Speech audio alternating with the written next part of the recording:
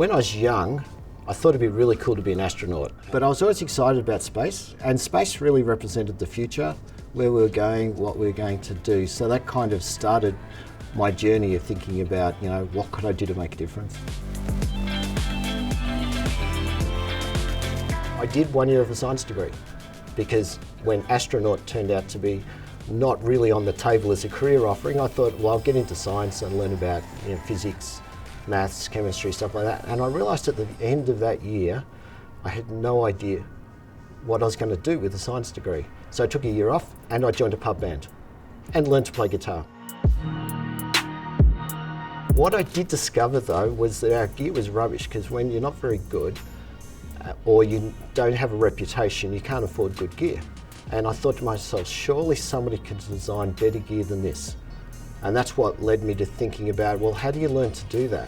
So I went back to my university in Geelong, Deakin University at Warm Ponds, and I said, if I want to learn how to design electronics, what do I do? And they go, well, you need to do an engineering degree in electrical engineering. So I went back and did an engineering degree. This time I did it on purpose. I knew why I was doing it. And I was keen and I was hungry to learn.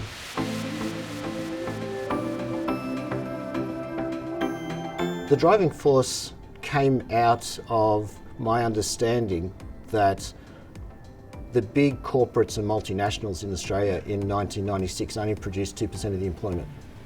When I looked at where the employment was, it was smaller businesses. And I was working at the time for a brilliant business called Invitech. They did fantastic work, but very expensive, high end of town, only really bringing success to the big multinationals and the big corporates. So I thought about what it would take to try and bring that kind of quality of product development service to the smaller end of the market.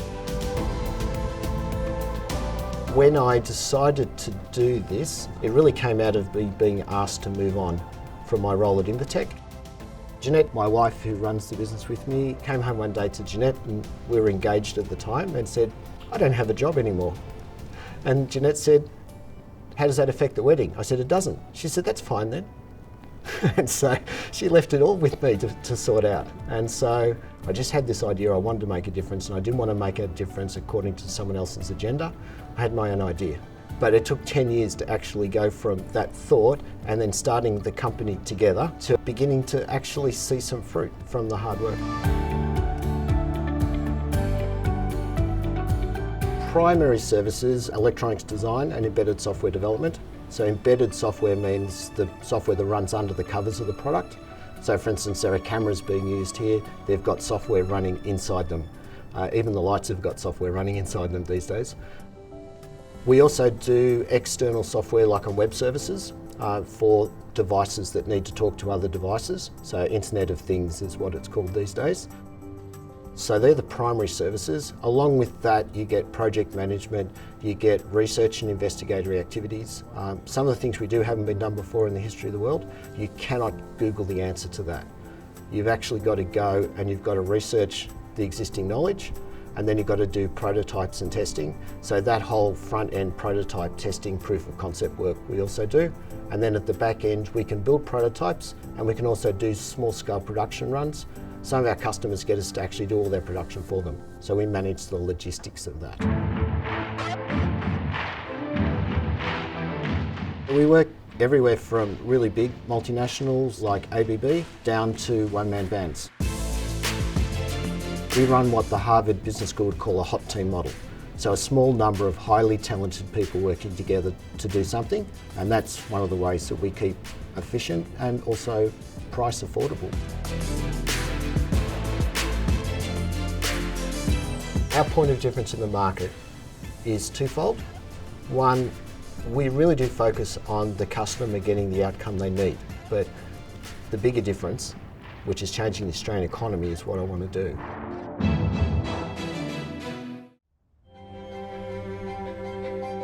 So there are a few people who have inspired me. One example is Bill Gates. Bill Gates at the age of 19 said he wanted to be rich enough to be able to make a really big difference, to be able to give more than half of his wealth away. Mother Teresa would be another example of someone who's just poured her life into something essential. My father passed away a number of years ago. He was someone who was also a giver. What I learned from him was that making a difference was worth the effort it took to care and to follow through. It wasn't an easy journey, and it wasn't one Mark thought we were actually necessarily capable of when we started, but it was the best thing that we did at the time because it gave us the skill set we needed. Once we became competent at business as a skill set, then suddenly a whole bunch of other things became possible. Obviously I want to keep making a difference, so we're going to keep growing as a team. We do invest in some of the opportunities, so some of the products that go on the market, our clients can't actually fund them. But there's a clear business case. So we only work on stuff that's making the world a better place.